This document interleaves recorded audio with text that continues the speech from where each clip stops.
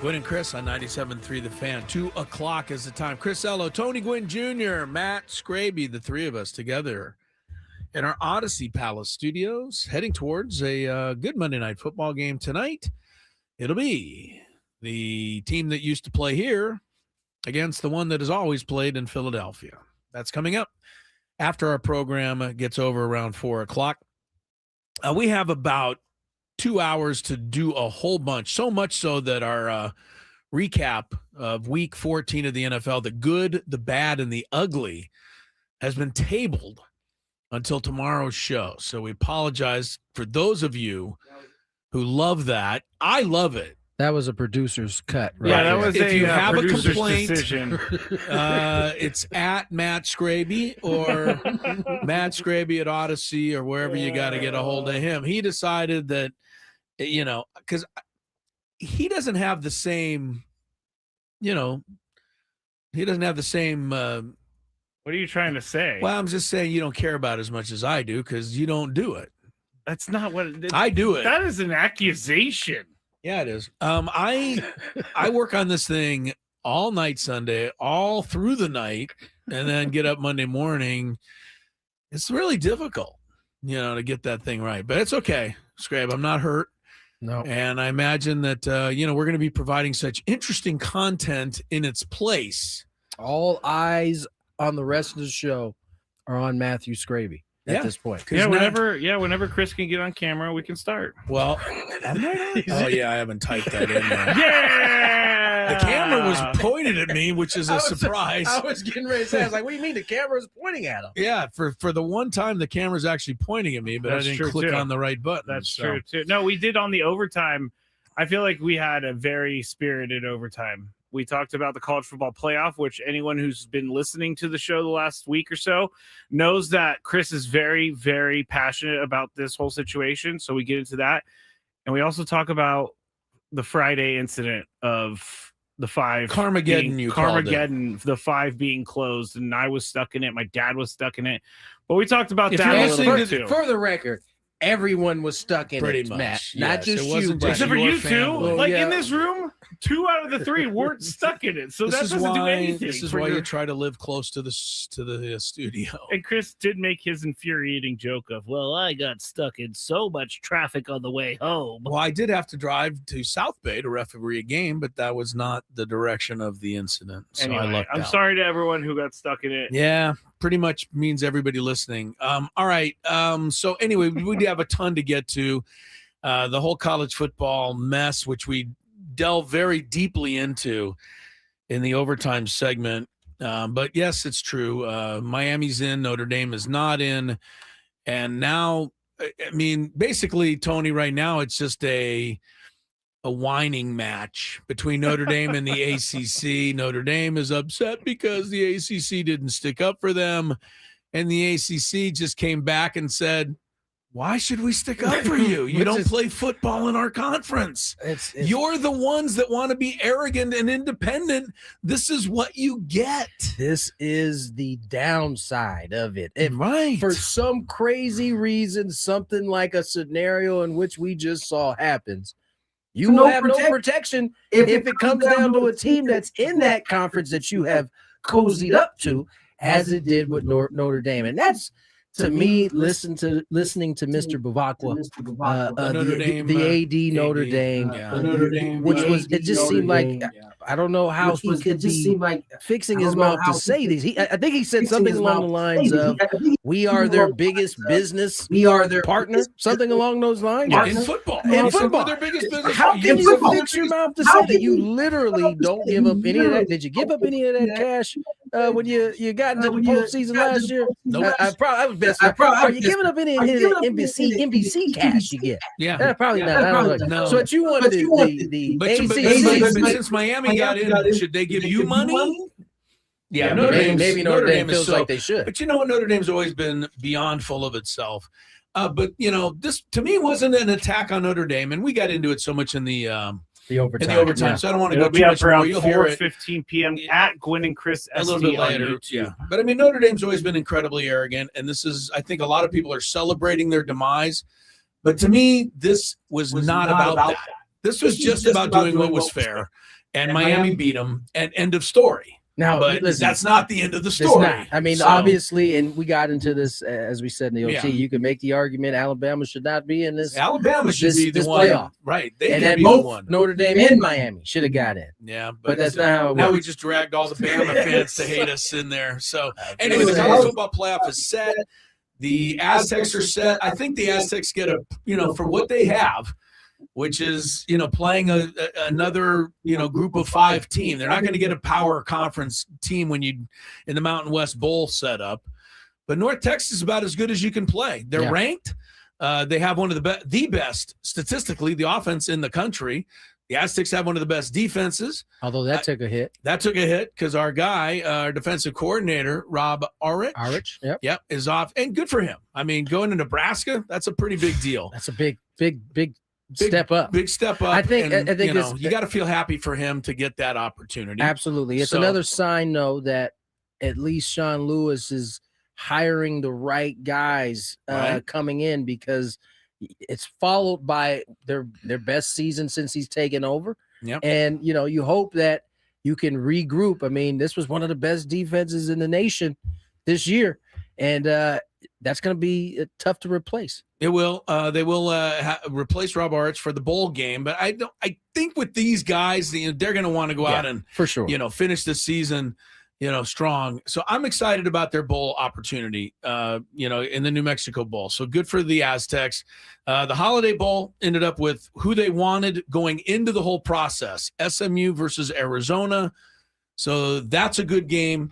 But it was crazy yesterday because Notre Dame was holding everything up. They weren't fully decided on not playing. You listen to Mark Neville or read the comments of Mark Neville in the paper today, and he said basically we were trying to see what Notre Dame was going to do because they were now available. And, I guess eventually the Irish decided to take their ball and go home. And so they did that, and there you get SMU. So, but again, all of that's in the overtime. So enjoy it. We have issues that we really have to get to, and this is why the GBU has been tabled and why we talked about the college football in the overtime. Is it that the Padres? Yeah. Okay. The Padres situation might be the article that came out this morning from Dennis Lynn. I am not Nick Pavetta. I am not an alarmist. Tony is the furthest thing from an alarmist. I'm definitely an alarmist. You are. Yes, that's why we didn't include That's you why in turn your mic off. So we don't want to go too crazy, but it is, we have said no way they're trading for Nando. And they're certainly not going to part with anything they have. They have some things they need to add to this roster. So that's kind of where we've been coming at this. But the more and more we're reading and more that the whispers are, I mean, in the Athletic today, it just, quote, here's what it says. Executives around the sport really do believe the Padres eventually will have to trade or consider trading Fernando. He's far more movable than Manny or Xander. That trio is going to make $90 million beginning in 2027. Padres for now plan to keep them all, but foreseeable future, if the payroll has to shrink and you're going into a situation we all know now where they're probably selling the team. I mean, there's everything but a for sale sign right outside the office. And now today, Athletic, and again, Dennis Lynn is pretty well connected. Nick Pavetta's name's even being mentioned. So if he's being mentioned as a trade, Tony, sounds like almost anybody could be mentioned in a trade. Jeremiah Estrada mentioned in this article. Jake Cronenworth. Yeah, we've heard Jake already, but listen, we've kind of been hinting towards, not hinting, but when you look at what's happening with the Padres and you go back through the history of teams who have put up their team for sale or engaged in a possible sale, things get tricky when it comes to payroll and adding players in order to continue to pursue. To typically what happens in those situations is a team will try to have the books look as clean as possible for whatever owners. Everything down. Exactly. Get now, rid of all of the trim the fat. We heard from John Seidler when this sale information came out. And one of the things he said was that they would at least try to keep things where they're at. To me, the possibility of trading Pivetta would signal maybe the opposite of that. But I think I would think. Sorry, Tony. Go ahead. Ultimately, I think what AJ would try to do in moving a Pivetta is try to get 3 players for the one Pivetta and try to keep things competitive that way. But I think when this season ended last year, it was clear that there were holes in the roster, however you want to look at it, whether there's an element in the middle of the lineup, certainly the rotation is something that has to be addressed. I don't know that all those things can get addressed based on what we've seen to this point. Now, every signing we've seen so far for the Padres have been, in some cases, who's this guy? And in other cases, not sure I've heard of him, and so it's all been minor kind of additions to the Padres roster. I just hope that that's not indicative of what's to come. If the Padres need is starting pitching, why trade away a starting pitcher? Because you just lost 2. Maybe you can get 3 for him or 2. 3, but that's not I guess because I'm just answering your question. Tony. I don't know. That's not a good enough answer for me, I don't bro. necessarily know. I think I go back to that statement that said that they're going to try to keep things where it's at, and that's all we can hope for at this point. Listen, AJ Preller has, despite the payroll being let from when it was at its peak, has dropped every year, but this team has remained competitive. AJ Preller always does what he needs to do in order to keep this team at least in striking distance at the trade deadline, and then he does some more magic once he gets there. I think this may be his biggest test. This might be the toughest one yet. I think. Sorry, Script. Nope. Yes, sir. We're going to 18. We are going to 18. Well, darn it. You forgot again. On Friday, when I did my what to watch for at the winter meetings thing, I said AJ Preller extension. I still want to know about that. So, there's lots of questions that we just don't have the answers to. If indeed payroll is going to stay, maybe go below where it was, I don't know of a better GM that you'd want to have at the helm. I agree with that. In terms of the creativity that is going to be necessary to keep this team where it's at right now. Well, you're going to have to. And by the way, you're going to have him. He's got one more year on his contract. No, he's not going this year, but you do have to do something about keeping him for the future. Going back to what John Seidler said, that we're going to do everything, to keep everything where it is. I think that is the high watermark at this point. Yeah. I don't think you can even start saying, well, all right, we've got Manny, we got Bogey, we got Crony, we got everything set. We need let's go buy a first baseman. Let's go get a DH. Let's add a starting pitcher, and we're good to go. Because I just don't think that's even remotely realistic anymore. It sounded good at the end of the season when we said, hey, let's get Kyle Schwarber. Those things cost money. Sounded fun. Oh, the Pirates apparently offered him over $100 million. Sure. Who's that? Schwarber. Oh, yeah. I'm sure he's going to take that. He ran as quickly as he could. I've actually been reading a little bit that the Reds might jump to the top. That makes sense to me. Because they have a young core. Exactly. He would be and in that yard, ballpark, are you kidding? Me? We just said the same thing, Jinx. You owe Minnesota now. I would hate to have to deal with him in Great American Ballpark. He's just going to rip homers down that left or right field line. Than Citizens Bank where he's at. Yeah, because it's farther to the right field at Citizens Bank. Oh, man. Nonetheless, winter meetings kick off here this week. Hopefully, we're going to be hearing from Sam today. We hearing from Sam today? Yeah, we're going to hear from him at 3:40. He'll be on in a little while. Because I feel like we're a little down and out reading all this stuff. It's starting to take a toll. down and out might be too far, but it's starting to take a toll. I've been keeping upbeat and trying to say, hey, we're okay. And to me, any team that has Manny and Fernando and Bogey and the nuts and bolts of something, you've got a shot. But you start, picking away at the top 3 starters on your staff. I don't care how good Joe Musgrove is. He can't be all 3 of those guys. No. You can't lose them all. You can't lose at that point, Mason Miller may have to just be a starter. So there's so many things. We'll see what AJ can do this week, if anything. But I don't think he's going in with his guns blazing the way he'd like to. No, I don't think Doesn't have all his ammunition. It sounds like, the guys who are making, the upper tier money aren't likely to be going anywhere as of now. Right. But in terms of adding to those specific spots that you mentioned, specifically the rotation. Yeah. It's going to have to, it seems like it might take some creativity.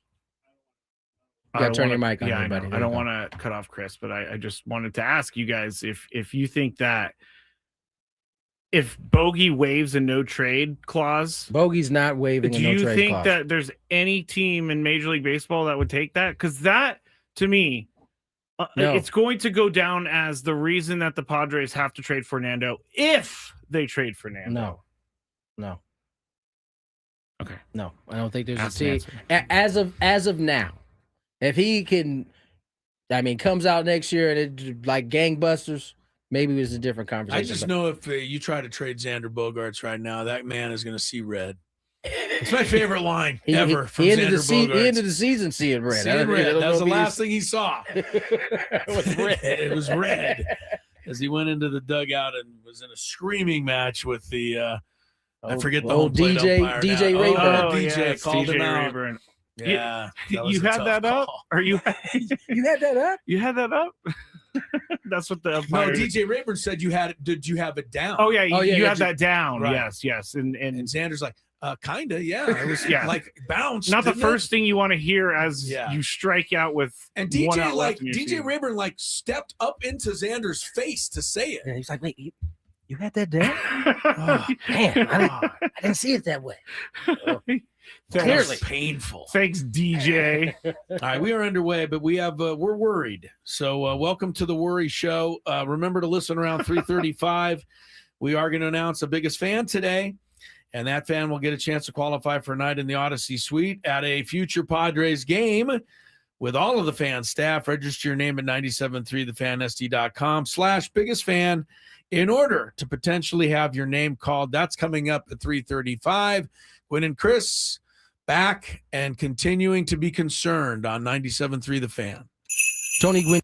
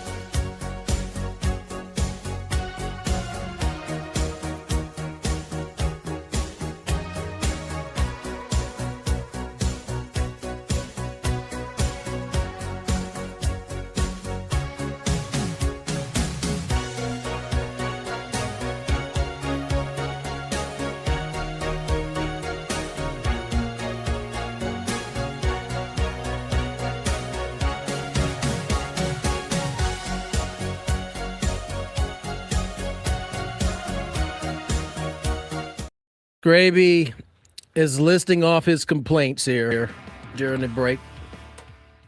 And you better extend the break then. He's got more than he's got more complaints than the break had time for. It's amazing. I was like, man, listen, you have a lot of complaints, man. My goodness, going on. There are times where you remind me of my significant other. Gosh, that's the second time with the button. Chris has said I remind him of his wife. You said I remind you of your wife.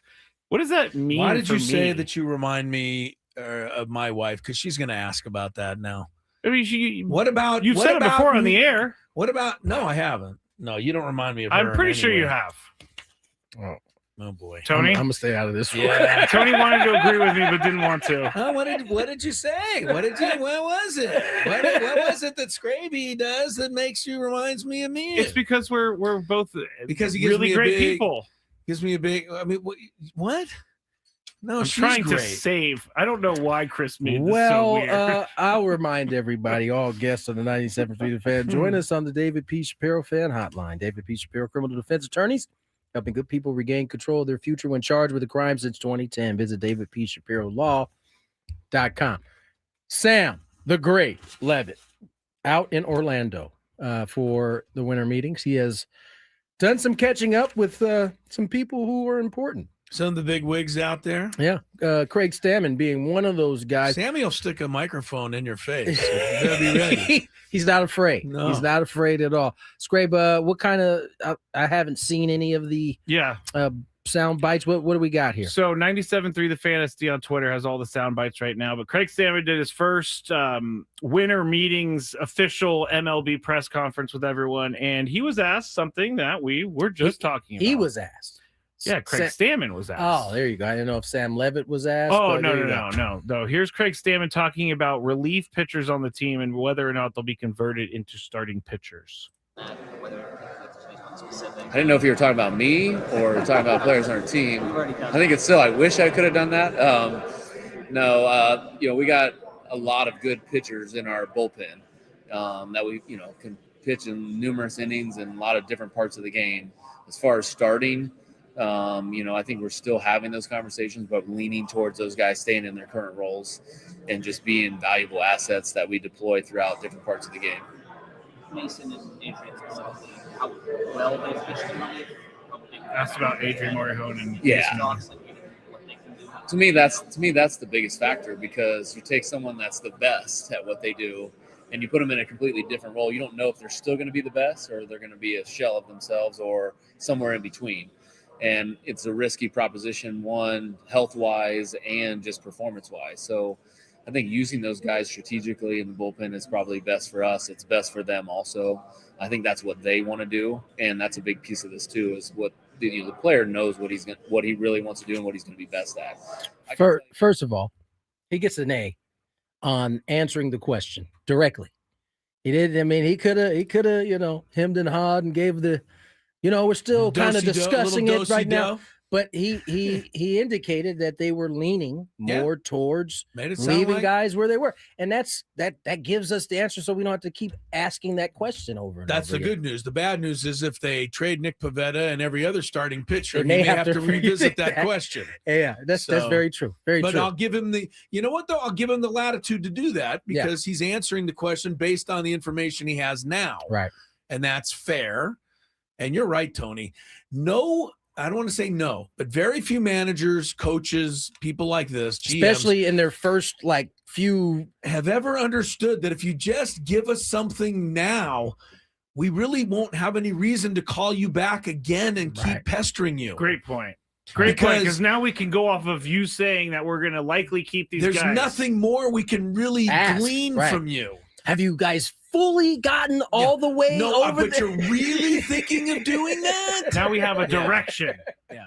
No, that's an interesting point, and Craig Stammen seems to get it, so I like that. We'll get more from Craig Stammen on the other side, plus a lot more audio. I believe Sam caught up with Harold Reynolds as well. You're going to feel like you're at the baseball winter meetings when we're done This is why you have a utility guy like Sam Levitt. I mean, he can do a little bit of everything. He can host. I don't know if not only that, utility man. He doesn't like that one? No, he wants to be reporter on the scene. Oh, okay. Well, Sorry. he can't be reporter on the He scene. does everything, though. But he does, and he snuck a wedding in on his way He to did. Orlando. He did. Right. And he joined the show on Friday That's what while I'm he saying. was on his way. We have It's a a lot of people compliment, joining if shows anything. on their way to wedding now. Sammy, Joe Musgrove. Yeah, very true. I also had a complaint yesterday from one of my people that worked down at the Holiday Bowl.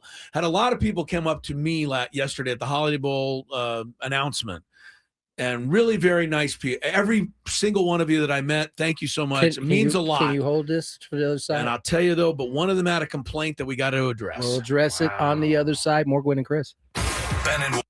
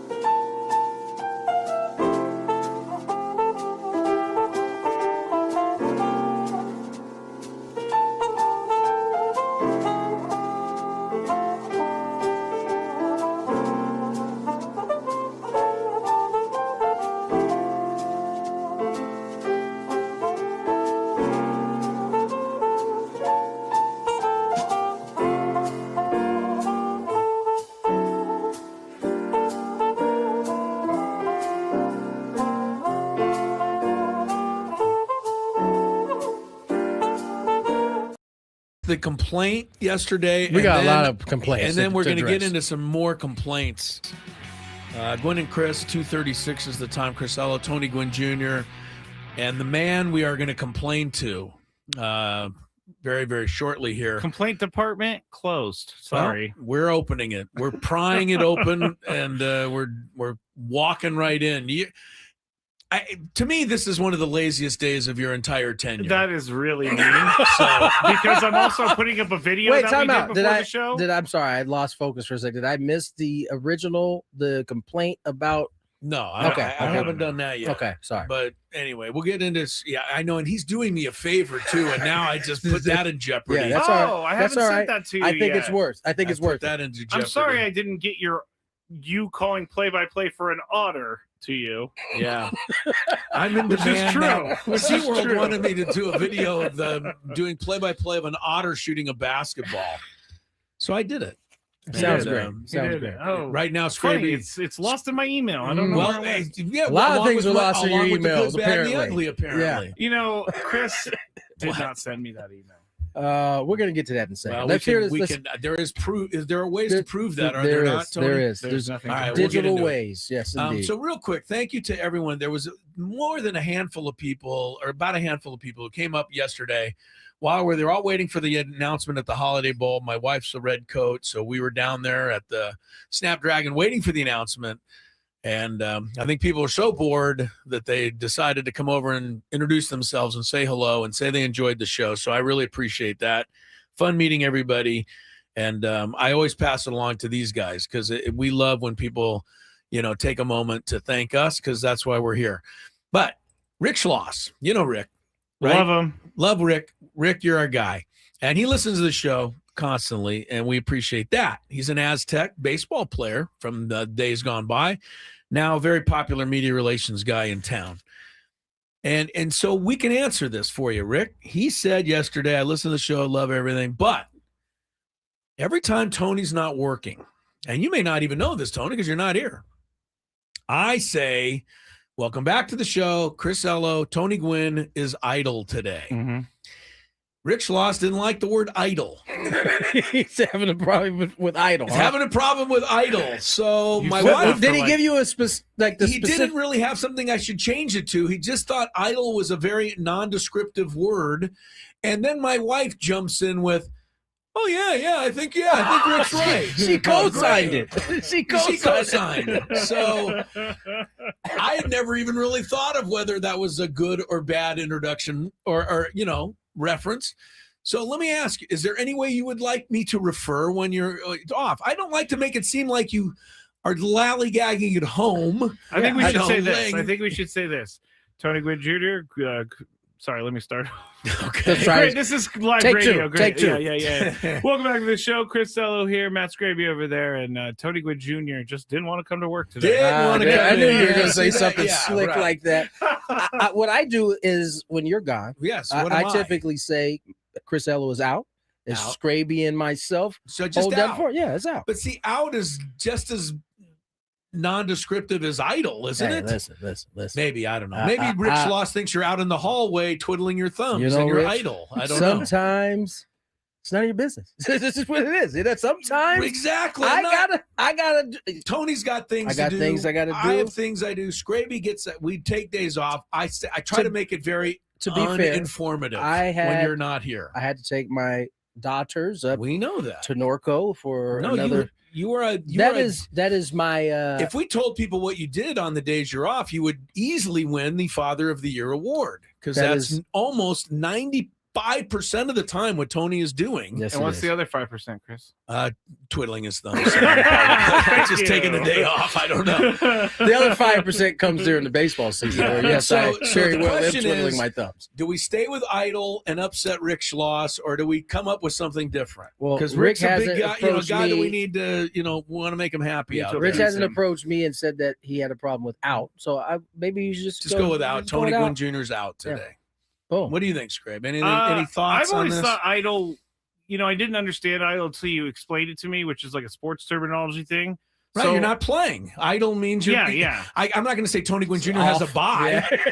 Or let's That doesn't say sound right. Tony Gwynn Jr. That's a Can't even say on the bench because he's not in the building. No. I think idle's fine. Idle works. I think out is okay too. All right, Rick, Yeah. you just got 5 minutes of discussion about your Man. question, so that We should appreciate make you listening, Make man. you happy. We love Rick Schloss out there. All right. K-Law says, for real, let him take a day off without explaining why. Well, that's what we try to do. Yeah. That's exactly what we're trying to do. Thank you, K-Law.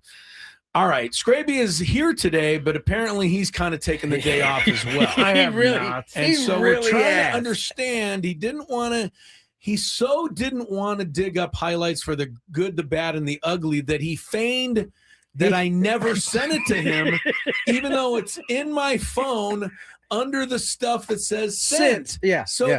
I don't see how you win this argument in a court of law, sir. Because some things happen, Chris, where like sent doesn't mean that it's automatically No. delivered. Okay, so he has an explanation for the I don't know where it the is. GBU that didn't show up in his My inbox. email is a mess. A lot of Do you things. still not have it? So I need to send it again if we're going to run it tomorrow. Please forward it to me. That would Forward be it. nice. Let's My see if his goodness. email miraculously gets it Finds this it time. this Tony, you time? can come check the email. Here's the other You thing. guys though. were checking the email Wait, back there. wait, here's the other thing though. Typically, and I didn't even check because what I do know about Skraby is he's pretty routine oriented. Right. So you on a- would think that some point in the morning he would look for that. right, Because he's used to getting it on Monday. he's used to getting it on Monday. As a Right. matter of fact, when he doesn't get it, he's on your head about it. Yes, is the It- good, bad, and where- ugly coming? where- Yes, where is it at? Yeah. Okay, right. so Good point. The other thing is typically this time of day on a Monday short show, we move our Big Five, which is one of our most successful segments, I must say. We move it to the 2:30 time slot. So we were I getting didn't ready check. for it. Didn't check, and then all of a sudden Chris looked up and said, "Hey, we don't have a Big Five either." And I was like, "No, of course we do. It's at 2:30. We always have a You're big probably five. checking at 4:30. No, Yeah, no. look at What does 2:30. it say? Not there. Scraby took the day off on No, the Big Five Say, as what well. does it say on the top under 240? It doesn't say anything under 240. says- Actually, under I'm It saying 235. at the says top. audio from winter meetings, There but we it go. should That was our say big. segment. It should say Big Five. Yeah, I mean, Today is an extenuating circumstance. you keep That's saying why that terminology. Yeah, because extenuating circumstances. we have had many a Mondays recently with zero baseball news. So I thought that we would just go all baseball Ah. for 2 hours. That's why I got you guys here early to record an overtime video about the other topics that we're passionate about. I don't disagree, but it was the sneaky way that you went about it. What do you mean? You sneaky? You didn't never mention once said, "Hey guys, by the way, I didn't do a Big Five today." Is that on me to tell you, or is it on you to know? I don't this? know. The producer's producing. I thought he might tell them. No one asked me 240. Oh, well, we just. You know what? Maybe we You are. guys said, The, what are we starting maybe with? we I are got to the. be honest with you. When Jimmy Kimmel shows up, the head writer doesn't go, "Jimmy, we just didn't write your monologue today." This There's was just no way that happens. when I woke up and I was thinking about the show. I was like, today's a perfect day to bounce the Big Five. And you only had this conversation with yourself, apparently. Mhm. Yeah. Okay. Let's see how Producer of it the is. show. Well, Producer since of the show. I'm glad you're stepping into your fate now. Yeah, Huh? yeah. in Thank lieu of Scraby doing a Big Five, allow me to touch on a couple of subjects great. then before we get back to Tulane basketball's playing in Tulane, 97-96. I think a couple of these things are important. One, Barry Bonds and Roger Clemens may as well Man. just forget about ever going to the Call of Fame. Someone just called me a gaslighter, but that's not true. You are a I am not. gaslighter. I get gaslit. Yeah. Okay. Anyway, Barry Bonds. Yeah, Bonds and Clemens. I read this and I thought, okay, they didn't make it again, right? The Veterans Committee said, no, we're going to make them wait another vote. Guess what, They don't get Tony? I another read vote. it. There are like no more votes for these guys.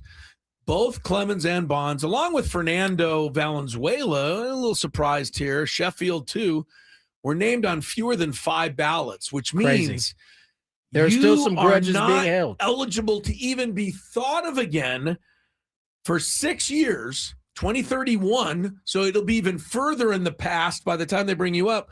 And if you get 5 or less that time, You're done. you have as much chance of getting in as I do. Yeah. So it is almost the end now for Bonds, Clemens, etc. And Jeff Kent got in on the Veterans Committee, and even Jeff Kent, who did not get along with Barry Bonds, we know this. They fought in the dugout, right? I saw that fight with my own eyes. Right.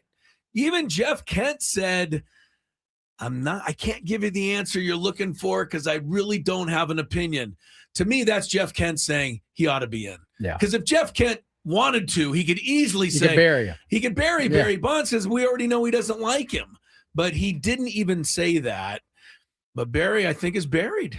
I think that's it. You hope that the 6 years removed only it continues to soften everybody. But as I told you when you first asked me this, I said, I don't know, man. It's tricky because those players, those specific players that we're talking about that were in that group that all voted, they come from an era that yes, they do. And they didn't have. They were having their greenies. They were having their. They were doing whatever they needed to do. I agree with you a whole heart. Right. I even think, and who did I hear say? I think I heard AJ Brzezinski say this over the weekend that how it should go down is that I think that the year was 2005 was when Major League Baseball actually put the rule in that you couldn't use performance enhancing drugs. There were 7 years where they didn't pay mind to it at all. They didn't they knew what was going on. 100%. And I do think I don't always agree with A-Rod, but the idea that it happened under Bud Selig's watch, and he's in the Hall of Fame largely because of that same time frame. Right. The boon in baseball is credited to him because he allowed this kind of behavior. Unless you truly believe he had no idea any of it was going on. Him and Pat Fitzgerald, who didn't know anything about the hazing at Northwestern. Right. I just think it's just sad because I think it's sad for Barry Bonds. I don't miss as much, but I think these guys are done. They all deserve to be in there. Even Don Mattingly. I mean, Mattingly at least got 6 votes, and so he can go on the ballot next year. So that's good. So Mattingly stays alive. Dale Murphy kind of stays alive. I'm gonna say this. By the way, shouldn't be overlooked. Jeff Kent deserved to be in there too. Looking at what he did at his position, the all-time leading home run at second base. I don't think there's any there question. You go. But in my mind, I was around, but I think Dale Murphy was better than Jeff Kent. Okay, and I could make a case for Dale Murphy and I could make a case for Mattingly being better than Jeff Kent too. Not saying Kent shouldn't be. Those guys are Hall of Fame players in my mind. Murphy won the Gold Glove every year. He won the MVP every year. I don't know what else he was supposed to do. Mattingly was Donnie Baseball for a decade. He was the best hitter in the league. Anyway, all right. That's Skraby. Now we can get to your produced element of this show, which is thank you very much. Yeah, thank you. Take so over much. here, buddy. This was the plan of the show the entire time. Dominic on the chat made something. He said a really funny comment about the Big Five. He said the Big Five today is idle. Hey, perfect. It is indeed idle. Nice call, Dominic. You know who we haven't talked about much at all this offseason? Polar Bear. Well, him, but our guy Jackson Merrill. We haven't talked really about him at all. Jackson. And we mentioned him last week when somebody took a photo with him at a driving range. Yes, a friend of mine ran into him, and we talked about him when he was slamming back whatever beverage he had. But we haven't talked about Jackson Merrill going into year 3. What are we expecting? Craig Stammen was asked that by the media. Very hard hitting question. Lead in right there, buddy. Thank you. Here's what he said. Yeah, that guy's a stud. I'm expecting him to be the stud that he is. Great rookie year. Last year's kind of hit or miss with the injuries and the concussion. I think just coming back from those injuries was tough on him. But I think at the end of the season, we saw who Jackson was and how he can bounce back from adversity. And we're expecting great things from him this year. He's going to be a stud in our lineup and somebody that we rely on and count on, not just from on-field performance, but just his attitude, mentality, leadership in the clubhouse. When did you realize that he had those traits? You were around him. Yeah, I think, you know what, honestly, one of the things that opened my eyes to him is when I went on a rehab assignment to Lake Elsinore, and they were doing pitcher's fielding practice, and he's playing shortstop, and he was running the show as a 18-year-old, and you could immediately tell that he was the leader of that squad. And they were a very good team that year. I believe they got to the playoffs. I forget if they won or not, but I think they did. They won the California League that year.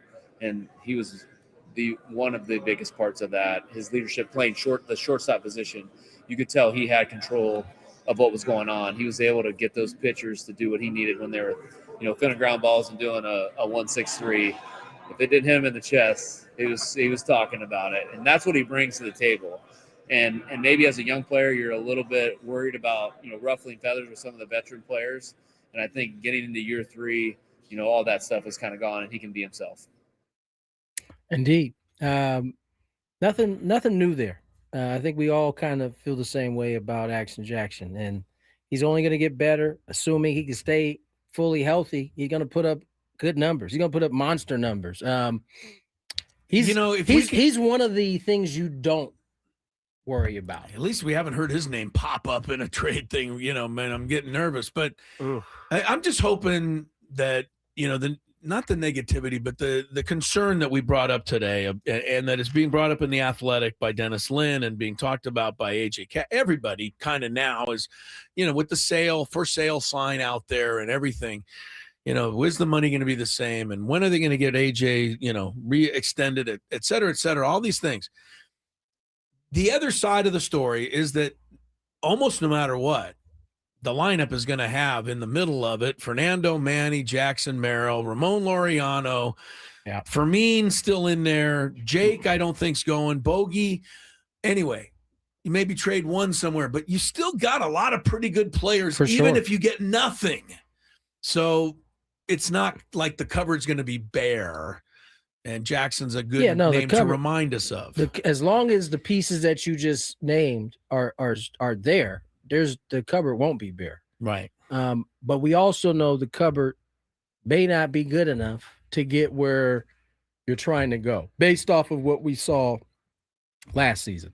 And it may not have anything to do with the cupboard offensively. It may have to do with the cupboard from a pitching standpoint. Isn't it crazy? Because they had so many pitchers last year at one point before the injuries. I mean, they had an embarrassment of starting pitchers. Right. Trying to find spots for certain Couldn't guys. Couldn't fit everybody in. And then that injuries will do that, though. They deplete you in a way that can turn a non-issue into a big issue. And I got a couple of names that you better put in the back of your head and maybe move them closer to the front, and that's Matt Waldron and JP Sears. And I'm not saying you should count on them. Randy. I'm saying Vasquez. Randy. No, but Vasquez, I think, yeah. I don't know I kind of why. like the fact your mic is off, so stay with that idea. I was like, all right, Randy Vasquez is going to be opening day starter at this point. He might be. Randy's looking really legit now, but it's the way I mean, it's gonna listen, be, potentially. that's one of the things that could possibly cover up, some of the issues is if Randy Vasquez takes that type of step forward. I think when you made the deal for him, you had that kind of in mind that this guy can turn into a starter that can be dependable. Well, this is what, year 3 now in terms of him going to be in that rotation. One thing that's good for Randy Vasquez, just pile this away, Randy. He was on my fantasy team all last year, right? I had to suffer with every time Schilt took him out, 1 out from a win. Right.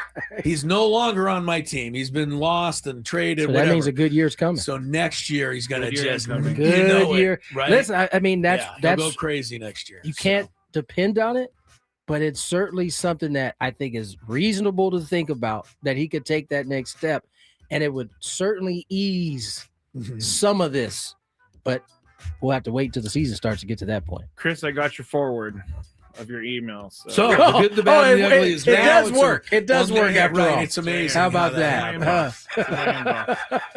Thank you very much. Now it's way too late to put it on this show. That was a fantastic segment, guys. Well, the good, the bad, and the ugly enjoyed its day idle.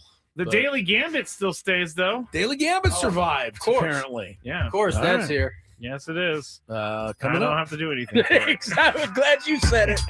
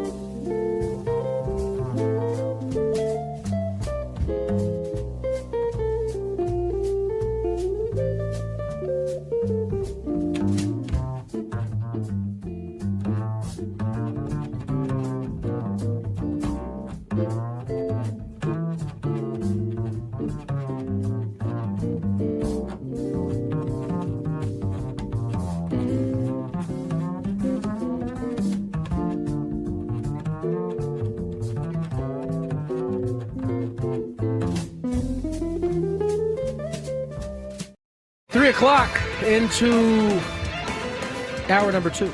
Tony Gwynn Jr., Chris Ello, not idle, but here.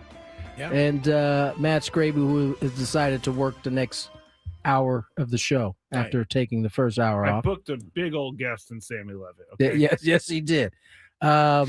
We've kind of covered a little bit of everything. A little bit of complaining, a little bit of not working, and a little college football as well. I just heard this kind of funny thought that Notre Dame has become the Drake of college football after Drake, not the school Drake. No, the artist, rapper, right. or the artist Drake. For taking their ball and going home after not getting It's very Drake.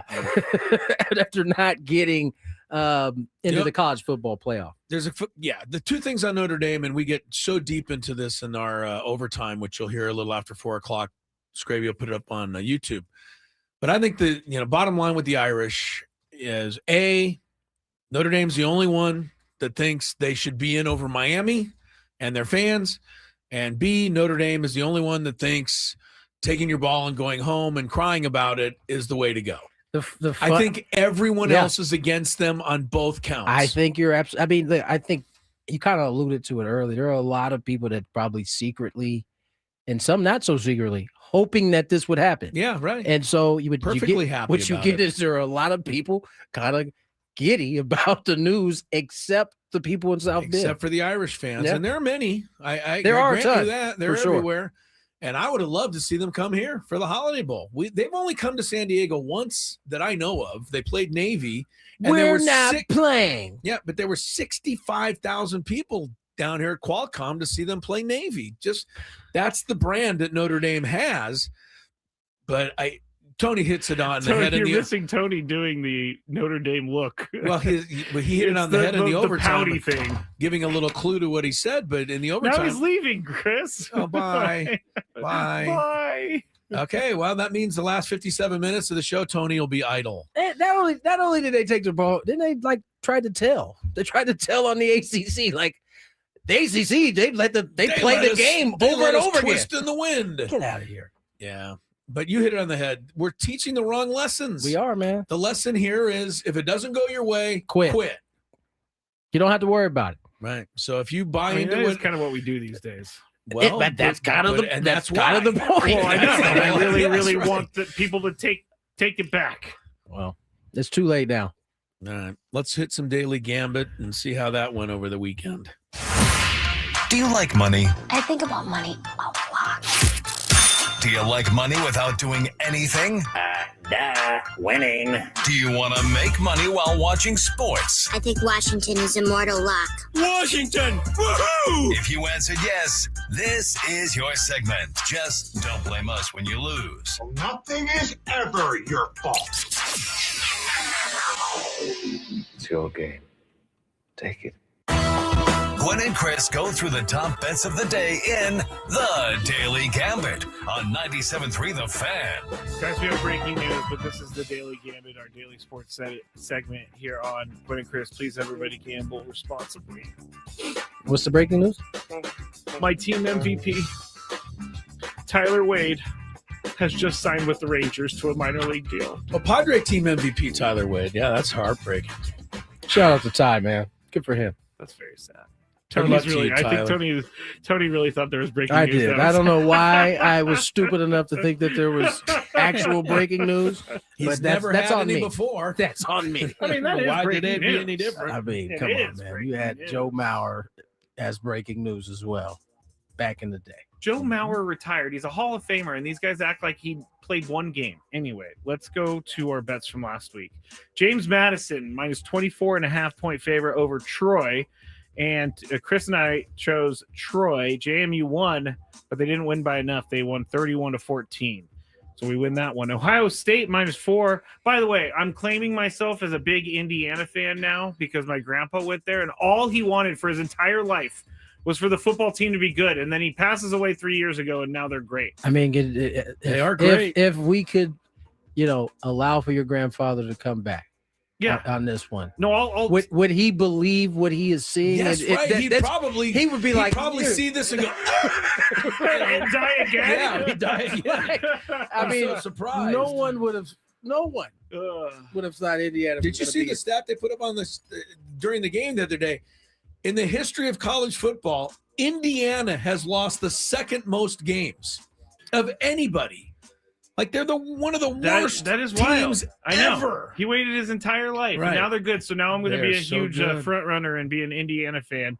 And McKee has a nice thing. It says my grandpa just has a better seat now. So thank you. Very good. Yeah. All right, Ohio State -4 against Indiana. Chris chose Indiana. I went Ohio State. Indiana won 13-10. Pretty darn good game. Julian Sane did not play his cleanest game of the year, but Fernando Mendoza, that guy is shot out of a cannon after the game. Well, you he see also, that interview? Yeah, his interview was a little psycho-ish. He was definitely turned. He was like putting putting his face in the camera as he was yelling. It was a lot. I'll give him one thing. He takes on the personality of his head coach. Agreed. His head coach said no celebration at all. He knows there's more work to be done. But Fernando Mendoza took maybe one of the hits of the year at the beginning of the game. Oh yeah, I thought he might not ever get up. He's a tough dude, tough guy. So good for Indiana, man. Oh. I think most people appreciate a team that's always been bad finally winning something and legitimately beating Ohio State, like straight up. Yep, not just some lucky game. Now this one, Chris and I were wrong. Texas Tech -12.5. My whole theory of it's a conference championship, it's going to be close. It wasn't, because we picked BYU and they lost 34-7. People are saying Texas Tech, don't sleep on how good their defense is. They look pretty good. We'll I saw the game. San Jose State -7.5 men's basketball against USD on Friday. Chris went San Jose State. I went USD. USD was not the right pick. They lost 86-69. I am not happy with the USD basketball and the way that's coming along. Yeah. I thought Steve Lavin would, inject a little something into that. I mean, it's not like Steve hasn't been there for a little bit. It's a couple years now. And they're not. I mean, is getting it it yet. Is it NIL stuff? I mean, can they not? Well, that's sign always players? possible. Sure. But Sure. for sure. Gonzaga -5.5 at Tucky. Chris went Kentucky. I went Gonzaga. Oh. Gonzaga just destroyed them 94-59 in Kentucky. Speaking of You know destroyed, what this is starting to, I think, say is that there aren't any dominant teams in college basketball right except now. maybe Michigan. I mean, Michigan is the only one that has dominated everybody, but I mean, Gonzaga got dominated by Michigan. Gonzaga then turns around, dominates Kentucky. Did you see what happened to Purdue? They got their face smoked whooped by Iowa State, the worst loss a first number one team's ever had. Whoa. It was like 33 points. There's a lot of that They got happening. murdered Yeah. Saturday. Yeah. So who knows? All right, Thunder -15.5 against the Mavs again. This was not a good betting night for me. I went Mavs. Chris went Thunder. Thunder won by like 21, 132-111. Austin Reeves versus Jaylen Brown. Who had more points straight up? Both of us went Hillbilly Mamba. Hillbilly Mamba had 36. Yeah. Jaylen Brown Not had enough 30. to win the game, though. Tony's not happy with that. What happened? Weren't they without LeBron and Luka? Yes. We picked Hillbilly to have more points than Jaylen Brown. And he did. But they lost. They got smoked. Yeah. Now, Browns and Titans, the over-under total score, Tony, get this. 33.5 points was the total score. I went under thinking no one's going to move the ball at all. Oh, boy. It was quite the opposite. Yeah. Because it was snowing in Shador. Looked pretty good yesterday. Granted, against the Titans defense, because I know people are going to say that, but he looked pretty good. He played all right, and he also celebrated and popped off every time he did something. Well, and when did you see what they were doing? Well, when he got picked at the end of the game, they were more than happy to return the favor. They were on it from the very beginning. What is he it, was the watch thing? The watch. They were poking at him before he started doing it. And then he ran one in. He got popped. He got popped, but he stood right up and he did his watch thing, which was great. And he's now the starter for the rest of the season. Thanks, Stefanski. He needs to be fired. I'm glad that you finally got. Can we Thank God we got the Dylan Gabriel era. That was big. Not to mention you pulling him out for the second week in a row on a 2-point. Okay, that's what I was about to talk about. God, how can you be a head coach in the NFL when you lose your team a game by calling a trick play without your quarterback even on the field? By the way, they ran the trick play, and it was almost like they didn't tell the running back. He had no idea. He was supposed to flip the ball. He was locked and he in. was like running like it was a run play and then for he him. kind of and he was like, "Oh man, I'm supposed to give it to him." And by that time, my man had to throw a pass because he had already ran by him so far.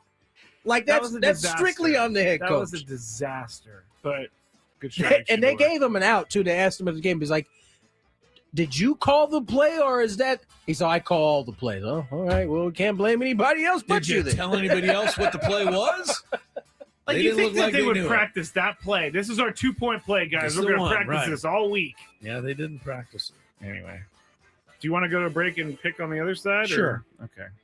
Let's go to break. Final Gwynn and Chris. totals for the week. Since I won, I'll give you the totals. Of course. I was 21-18, Skraby 17-22. That's not as bad as I Tony was idle the last 2 days, 9-14. Dang. So there you go. More Gwynn and Chris on the other side. thought. It'll be at the Traffic will be at the end at of the the end of break. it. Yes. Tony. When it comes to the security of your business, doubt.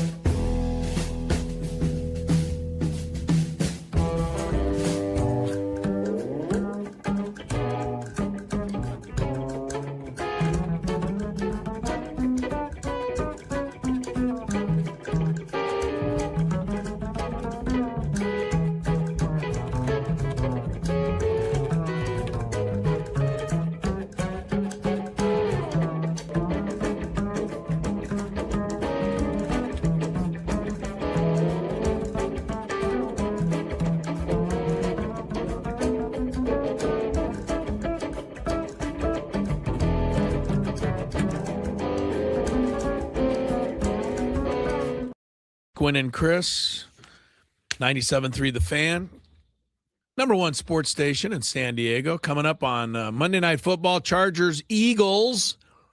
Both teams, I believe, are 8. Are the Chargers 8-4? 7-5. I don't know. It's we didn't do our good, bad, and ugly today. So, we don't know where we're at. Yeah, we by don't the know way, where we wouldn't have talked about them anyway because it's Monday Night Football. So, but I would have known where everybody was in the standings. We would have seen the standings. Save it. Both of them are 8-4. Both of them 8-4. Very good. Glad you know. Do you have any thoughts just on the top of yesterday's NFL action? Me?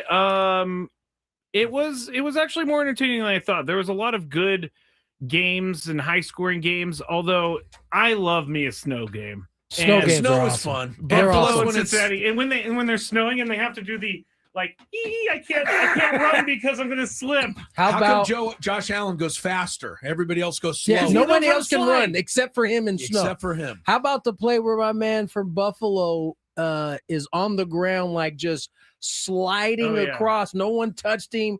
They punched the football out. Yep.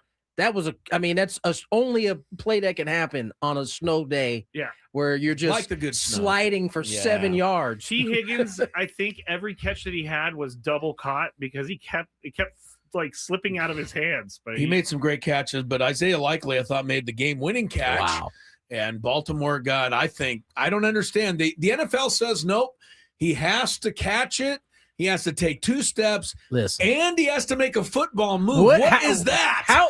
When you're in the end zone. It's not like no you're running to more. be made. It's I didn't get just that. think That was a bad explanation. If it looks like a touchdown work. to everybody, it's probably a touchdown. Tony Romo said, I think so, Jim. I think so, Jim. Yeah, I think Pittsburgh got a little lucky there, but look, I'm happy for our guy Michael Valenzuela. The big Steeler fan got a win. Can we talk Tampa Bay lost to the Saints? What is happening in the world? That's just hard to normal figure all NFC South business. There was also a lot of weather games yesterday. There was a torrential downpour in that That's game. the best part about December like football. A little weather. Ooh. The only thing we're missing is the muddy field. They don't have those anymore, but the weather's still fun. And the final nail in the coffin at the end of the night is that the Chiefs are out. Aren't they? Well, they're not out. But they got to win out, and they're going to need some help. But can the Chiefs do that? Yes they can. And I would love to see you two's face if they pull it off. Oh, Indiana. Yeah, that would be crazy. Tony, you got your wish, man, on the Colts. I told y'all it was Fugazi. The whole time, Tony's been wishing for Daniel Jones to tear his Achilles. No, I have not. 4 weeks ago, I have not. 4 weeks ago, the Colts were 8-1. They had the #1 seed in the AFC. Today, if the playoffs started, they would not even be in it. Fugazi. That's how much that's changed on them. Wow. I do feel bad for Daniel Jones. Yeah, it's too watching bad. He's him having a good year. Watching him go through realizing that he tore his Achilles in real time, Yeah. that was tough to watch. He's You having could a see good year. the anger. All right, let's pick tonight's game. Eagles -2.5 at the Chargers. I think it's a tough game to pick. One, Jalen Brown's out for is it Jalen Brown? The big Jalen Carter. Jalen Carter. Not Jalen Brown. He plays for the Celtics. It might be out today. I don't know. The guy who spit on Dak. The guy who spit on Dak. He changes the Eagles' defense. Yes, he does. But on the other side, Herbert, is he one hit away? Can he make it through this game with a broken arm or All a I wrist know- or whatever? So this is a tough game to call. As I am on the cusp of possibly beating the no-put starter guy in on fantasy football, Mr. Thomas just to finish Andrews. the season, man. I Finish just him up with a I big just L. want to beat him so bad. Yeah, he's I'm annoying. close. I need Goddard. Is that his name? Goddard. To Do a have little good something. game. Yeah. So you're gonna go to Do a Eagles? little something. You take the yes, Eagles? I'm gonna take the Eagles. All right, Skrabe, who do you like here? -2.5 Eagles. Justin Herbert's Go, gonna be, where is this game? I'm sorry. Chargers, go. Is it in Philly? No. Up the road. Justin Herbert playing after surgery on his non-throwing hand, kind of Scary scrape. Is it I'm going scary? Eagles. I'm going to go Chargers on the old. Sometimes you play much better when you're kind of hurt. Yeah, theory. that's true. They say beware of the sick It's golfer. only Michael Jordan. It only works for Michael. We'll see if it works for Justin Herbert tonight. 41.5 points. Not many. It's a low scoring over under 41.5 Skrabe. By the way, Omarion Hampton is back tonight. So Yes. Chargers get a little. I get him boost back, there. and I'm playing against him tonight. So Sweet. Lucky for you. I'm gonna go. I mean, there were so many high scores this week. I'm gonna go over. Over. I'm going to go over. 41.5 can't contain this game. Yeah, over as well. Over. All right. This is an interesting line. Herbert and Jalen Hurts are dead even. Passing plus rushing yards. Both have the same numbers, so pick one or the other. Herbert does get some rushing yards, but Hurts is starting to find AJ. I'm going to go Hurts tonight. This is close, though. Tony? I don't know, man. Running might get that hand touched up a little bit. Oh, right. They may tell him not to run. I'm going to go ahead and take Jalen. Jalen as well. Okay. Scrape? Yeah, I'm gonna go. I don't think he wants his hand to run into anything. All taking Hurts. Barkley 70.5. Under. Remember last year he was like at 120 rushing. You feeling some type of way about this, huh? Him and Lamar Jackson, two of the best fantasy football players that I drafted, have ruined my season. Jackson I at scored 21. Jackson at 21. It doesn't matter yesterday. at this point. No, sorry. Too little, too late. Long. Barkley under. Scraby went out of turn. He felt so strongly. Yeah, he did. Tony, who do you want? Under 70.5, you said? 70.5. You're already under. You're locked in. I'm not giving fine your with ticket that. back. I'm going over. I'm going over as well. Last year, You guys haven't been watching Saquon then. yeah, but last year on this field, wasn't it against the Rams? He rushed for 700 yards. This is in a that completely game. different Saquon. NBA tonight. Who scores more? Spurs versus the Pelicans. Wemby or Zion? Is Zion back? playing? It's a trick question. They're both I was hurt. gonna say. They're both hurt. Oh. I just put it in for Scraby. Do you like how He you loves question the- Wemby? I just questioned Is Zion up? Yeah, Is he no, playing? they're both out. Sacramento's at Indy. Our old guy Zach LaVine haven't got a mention lately. 20.5. Man, but did we talk about Zach getting yelled at by the fan? No, Did you? You didn't see I this? didn't see it. Where at? At Sacramento, Oh. one of their season ticket holders Said you're not.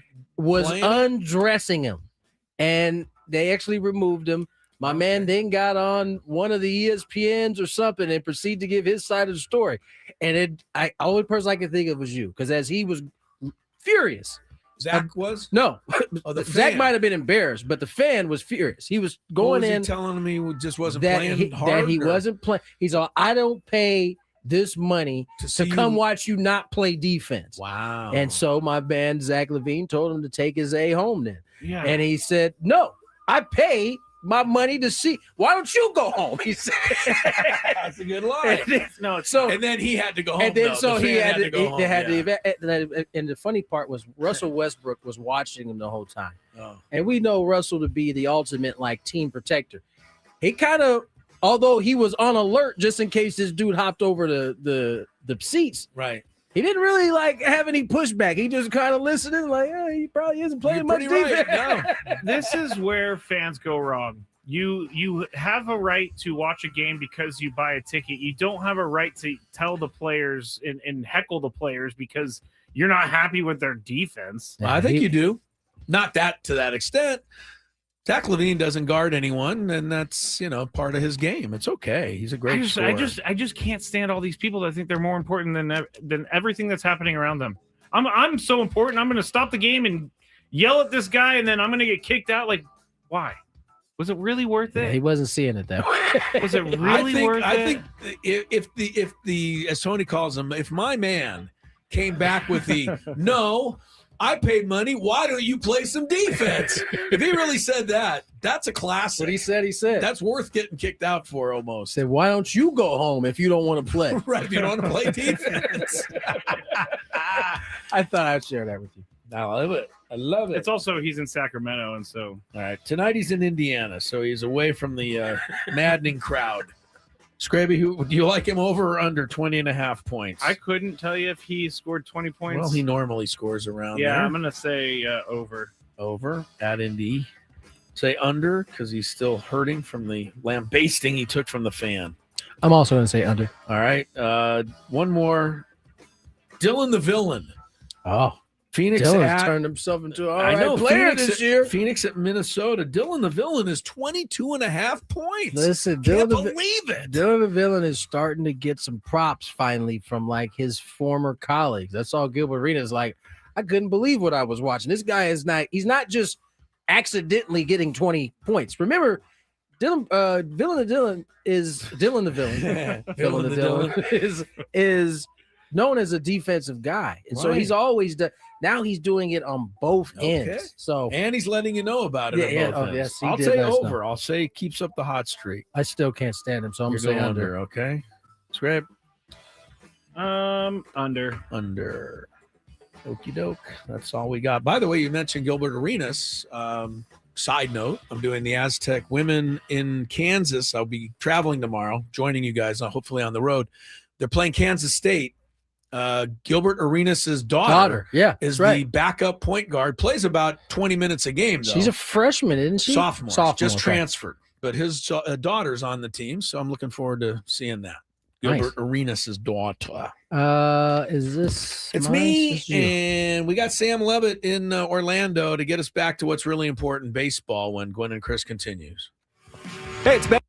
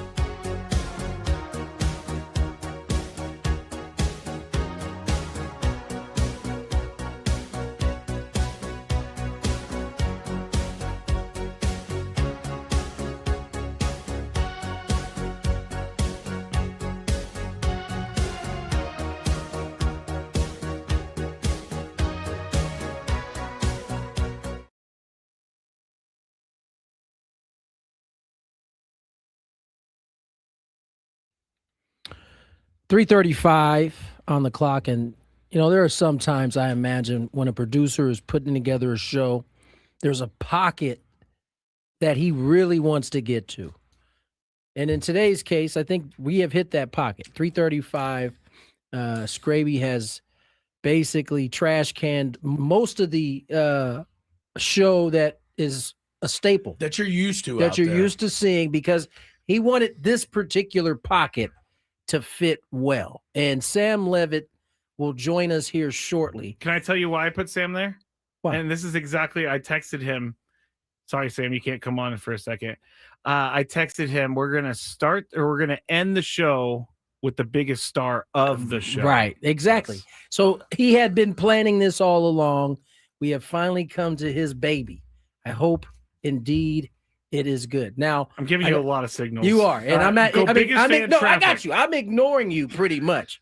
We have a biggest fan to get to. So congratulations to our biggest fan, Mark Gillespie of San Diego. Give us a call within the next 10 minutes, 833-288-0973. You'll qualify for our grand prize. 20 tickets for you and your friend for a night in our Odyssey Suite at a Padres game with all of the fan staff later this season. Catered by Spiro's Mediterranean Cuisine. Remember to register your name at 973thefansd.com/biggest fan. Mark Gillespie, give us a call. You're on the clock. Tick. Let's check some traffic, and then the great Sam Levitt. From the 855 Get Ross Traffic Center, protecting San Diego after accidents or injury, here's Kelly Danick. Traffic is sponsored by Valvoline Instant Oil Change. Got a few problems here. One is a crash blocking the 3 left lanes, South 805 past Home Avenue. Emergency crews on scene helping out with that. Also, northbound 5 right at the eastbound 905 connector ramp, a collision. Northbound 125 Mission Gorge off-ramp. We have reports of a stalled vehicle taking up that left lane. Whether you're dashing through San Diego or heading out of town, make sure your car's in the game. Friendly text at Valvoline Instant Oil Change. We'll check your lights, wipers, tire pressure, battery, and more with every oil change. Grab holiday savings now at SoCalOilChange.com. I'm Kelly Danick with Gwynn and Chris, San Diego's #1 sports station, 97.3 The Fan. That'd be you, sir. Mr. Host Man. Let's bring on none other than Sam Levitt. He is out in Orlando, Florida for the chaos called the winter meeting. Sam, how are you, my friend? Look at him there. He's looking sharp. He's in the hallway. He's the best. Sounds like you're in the middle of the action there, buddy. I am. You are looking at the lobby, for those of you watching on YouTube, of the hotel here as we enter. You know what, I Sam? think they call Stop, this stop, happy Sam. hour. Yes. Jimmy Kimmel has his replacement. There he is, Sam Levitt. He's the America's host. Looking sharp. You like that? Too. Yeah. You like that? The step Yeah, away. I like the point? step away. Yeah, that was good. I like that. He's been working on that. Yeah. Yeah, they call this happy hour, I'm told, here on the East Coast at 6:40. So people hanging out, and after a long day here at the winter meetings, and we shall see what else transpires over the course of the next couple of days. But a good day one. I think an interesting day one. We got some indication from Craig Stammen and AJ Preller as to some of their plans today. But all in all, I would say across the board from a transaction standpoint, a quiet day one. And we'll see what else happens here over the course of the next 2.5 days. Sam, I thought the most interesting thing Craig Stammen said today that we heard was the fact that he, thinks the organization, he says, is leaning toward, Mason Miller, Morejon, whoever, keeping them in that bullpen, not making the move to a starter. And so, but I like the answer because it actually told me something. Usually, managers won't really give you that info. But it goes along with what you said last week, that why take a strength and make two, mediocres out of it? Yeah, I think, Chris, the key word there is leaning. Craig alluded to it, that it sounds like they're going to keep Miller, Morejon, and Morgan in the bullpen. Now, with that said, AJ Preller a little bit later on in the day echoed that, but also said that they did have the right to go back on it and revisit it as they got closer to spring training. So I think lean is the right word. Does that mean for sure that by the time we get to Peoria that one of those guys is not being stretched out and being considered a starter? I don't know that for sure, but it sounds like at this moment that's the way they're leaning. And I think you also have to wonder how much of this just all depends on what this rotation looks like by the time we get to spring training, by the time we get to early February. What do the Padres do? What are their options? Not just here at the winter meetings, but over the course of the next couple of months. That could also very well dictate whether they want to get aggressive in trying to convert one of those guys into a starting pitcher. So I think lean is the key word there. We had that kind of inclination from Craig earlier today. Same thing from AJ as well. But it didn't sound to me set in stone. So I would just caution people. I think it was Alden, who obviously does a great job for ESPN, Alden Gonzalez, that first tweeted it out from the Stammen press conference. And certainly it sounds like they're leaning that way, but I wouldn't write it in pen yet based on what we heard today. But I suppose a lot of that has to do with sort of the unknown about what the rest of this offseason is going to look like. But right now, I think leaning is the operative word. I throw one more thing on there that's probably kind of pushing that decision one way or another, and that's the players themselves and what they want to do. It makes it a lot easier if you got two willing participants or whoever it is willing to make that and wanting to make that deal or make that kind of change. But we'll see. All guests on the 97.3 The Fan join us here on David P. Shapiro Fan Hotline. David P. Shapiro, criminal defense attorneys helping good people regain control of their future when charged with a crime since 2010. Visit davidpshapirolaw.com. Our guest right now, Sam Levitt. And Sam, one of the other stories that popped up is a possible Nick Pivetta trade. I mean, to me, it only points, which I think kind of scares people, to if that move is made to a possible sale, because obviously Pivetta was a bargain deal last year, but he's going to make quite a bit more this season. And the Padres looking to make that rotation a little bit stronger may have to do it via moving a guy like Pivetta. Yeah, well, when you first say it, Tony, it sounds almost counterintuitive because if you want to build a better rotation, right, taking Nick out of the rotation certainly wouldn't seem to make sense. However, when you're in the Padres position where, we'll see what the payroll ends up being, but there's certainly a chance that it may not be a whole lot higher than where it stands right now. We know, there's probably not a ton of wiggle room upwards. Right. Again, there might be some, but that it's not jumping up in a huge way. Well, then, and this is something that, I talked to AJ Preller about today, then you have to start, I think, considering a couple of different options, including dealing from positions of strength. And one of the Padres' positions of strength is the top of their rotation, and that is Pivetta. And what he did last year, certainly Jake Cronenworth, that's another name that's, been around here at the meetings and over the course of the last couple of days.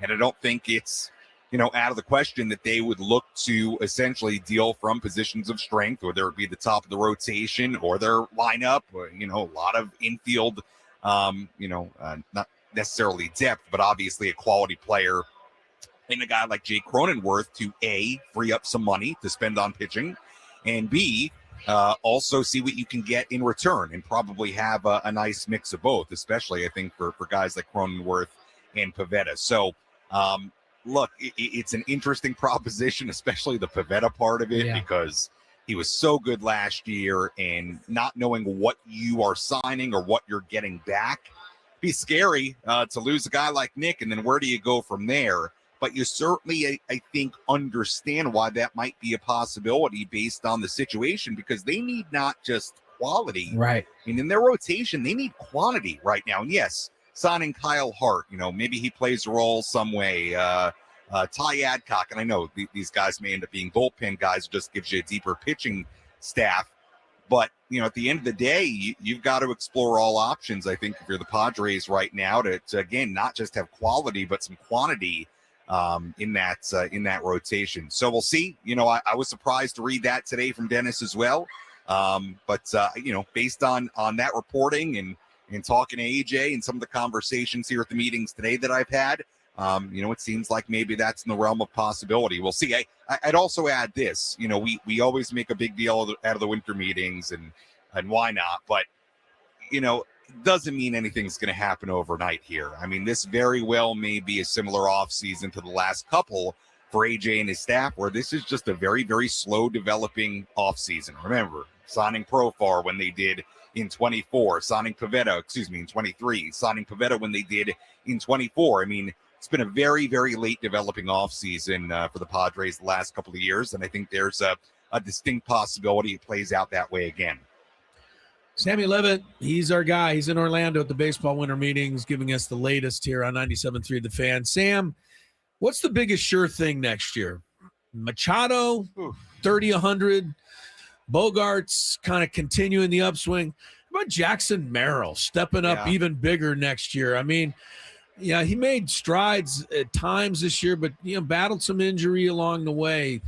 Healthy Jackson could go a long way toward, covering up some of the openings that they seem to have right now. Yeah, and Craig Stammen talked about it today, and his hope for Jackson heading into next year, his confidence for Jackson heading into next year. I do think, and this is no surprise to anybody, but I do think they have just a ton of confidence in what he's going to develop into and what he's going to continue to be. I mean, let's remember, he finished last season at 22 years old. When he was healthy and got into a groove, he looked like the Jackson Merrill of his rookie year. It was a weird year for Jackson.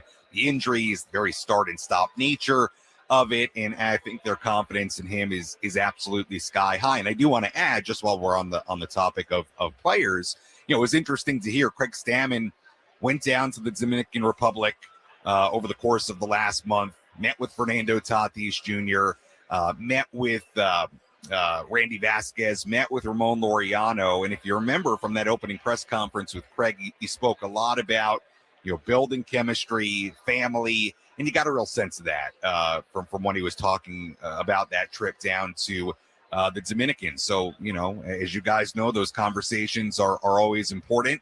And, I think he's got a lot of confidence, both in guys like Merrill and guys like Fernando and what they can continue to be. I mean, they both had interesting seasons in their own right? I mean, Merrill, again, start and stop, the injuries. When he was healthy, he looked like the Jackson Merrill of his rookie year. And Fernando had this year where, he's winning platinum gloves and some of his numbers are career highs, but it also felt like there was still, a lot left on the table for him in a number of respects. So, anyway, long answer there beyond Jackson, but me rambling on here in the lobby, and good to hear all that from Craig Stammen about those meetings. You had it going there. Nobody was going to step in and stop you, man. You were on a roll there.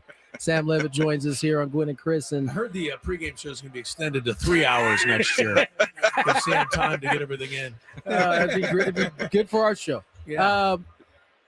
We're talking about pitching, and obviously there are moves that can be made, but as you said, we don't really know. I don't know that the Padres know what the payroll is going to be at this point. But there are some guys, some promising guys. I mean, Randy Vasquez is one. He could ease the pain a little bit on that. Are there any arms that maybe we're not talking about within the organization that, whether it's on the bullpen side, that could maybe alleviate the pain if you had to move one of those high leverage arms to the rotation? Is there anybody that could possibly show up next year that we're not talking about that's in the organization? Yeah, I mean, look, in the organization, look, there's not a ton of depth there going down to the AAA level. And look, on the 40-man, just to be frank, I mean, you're looking at guys like Johnny Brito. You're looking at guys, Miguel Mendez, I know is somebody that they're really high on, and I know his name has been kind of thrown around as if if the Padres dipped into their prospect depth, that maybe he's a guy who would draw interest. Look, obviously on the relief side, you got guys like Bradley Rodriguez who had really strong moments of last season. Matt Waldron, JP Sears. I mean, these are not names that A, are going to be unfamiliar to Padres fans, and B, necessarily blow you away. But that's kind of the issue here, right? As we sit here at the winter meetings, is the fact that yeah, you really don't know what that rotation is going to look like. And the names are not going to really blow you away right now with what their options are. So certainly could more bullpen depth, Tony, give them the freedom to, hey, if they get to a spot and it's February 9th and you're heading to Arizona and you still have major needs in your rotation, could the Padres be in a position where they say, you know what? We've got these young relievers, guys like Morgan, guys like Rodriguez. We've got some young guys at AA, AAA that we think are ready to make an impact right now. You know what? We're going to go for it. We're going to try to convert Mason Miller into a starting pitcher because we think, A, he can do it, and B, our bullpen can withstand it. You know, maybe that's part of the equation here. But Tony, to answer the question on a pure starting rotation basis, as far as starters on the 40-man and high-level starters in the minors, you know, it does feel like the cupboard is kind of bare, to be honest, which is part of the issue here. I think we would maybe be having a bit of a different conversation, you know, if the answer was a little bit different, right? Maybe then things wouldn't feel, and dire is a strong word, but at least as, well, maybe dire is the right word when you're looking at kind of this situation and how they have to build this rotation. Yeah. You know, maybe you look at a different situation where you're not talking about trying to deal Nick Pivetta to build a rotation, as kind of odd as it may sound. So I don't think there are a ton of big time names that are right there on the cusp, but certainly I think they have depth pitching wise where, you know, eventually if they've got to go make somebody a starter out of the Morgan, Morahone, Miller trio, where, you know, maybe it's a little bit easier to stomach if you have some arms in that bullpen that you like. Here's the other thing to keep in mind for everyone out there. Padres just had a draft in June. Sure. And it wasn't that long ago that the cupboard seemed very thin before this last trade deadline, right? All it takes is a half season of those drafted players to start showing the promise that becomes valuable to other teams. Next thing you know, that cupboard a little bit fuller. That's what we've seen over the last couple years from the Padres. Yeah, I think, Tony, it's a really important point because I recall at this time last year us having a very, very similar conversation, right? And meanwhile, you got to the summertime and AJ had plenty of prospect capital to trade and make really important moves that they needed right then at that point. So look, the situation as far as the minor league system could look very different by the time we get to the summer. I think you're absolutely right about that. But, you know, right here, right now, it looks like, you know, there are arms that can contribute, but they may have to get pretty creative here to build out this rotation. I think that's one of the main takeaways here from day one of the meetings. Sam, you're going to be there for a bit, my friend. So we'll check in with you, I'm sure, tomorrow, and I'm sure the day after that as well. Yes, although I was telling Skraby my flight is it's early on Wednesday. Early evening on Wednesday, so Eastern time. Well, so we certainly won't disturb you from getting Adam's gonna be on you guys. Like, where's Sam? Get him in the air. He can make a phone call. Oh, don't they have those little things in the back of the seat? Regulation. I don't care. Sam, thank you for your time, brother. Adam taking some strays here. Oh, it's usually from us. Now you're getting it from Sam. All right. Always fun to catch up with Sam. Again, I said it earlier. If you're going to be in a position where, you know, you can't really expand payroll, AJ's a pretty good dude to have at the helm to try to keep you where you're at. The problem is you may have to expand your payroll to keep him around. That's going down the road. That is a thing. So that's going to do it for today's show. Chargers. I know you said it. Hold on. It come to me. Let it come to me. Oh, Eagles. Chargers, Eagles. Tomorrow we have the show that you normally, hopefully expect to have if just Skraby decides to show up. I don't know. I'm thinking about canceling the big fight tomorrow. Well, we'll need it. Yeah, we definitely will need it. 4 hours tomorrow. You guys enjoy the game. Enjoy the rest of your night.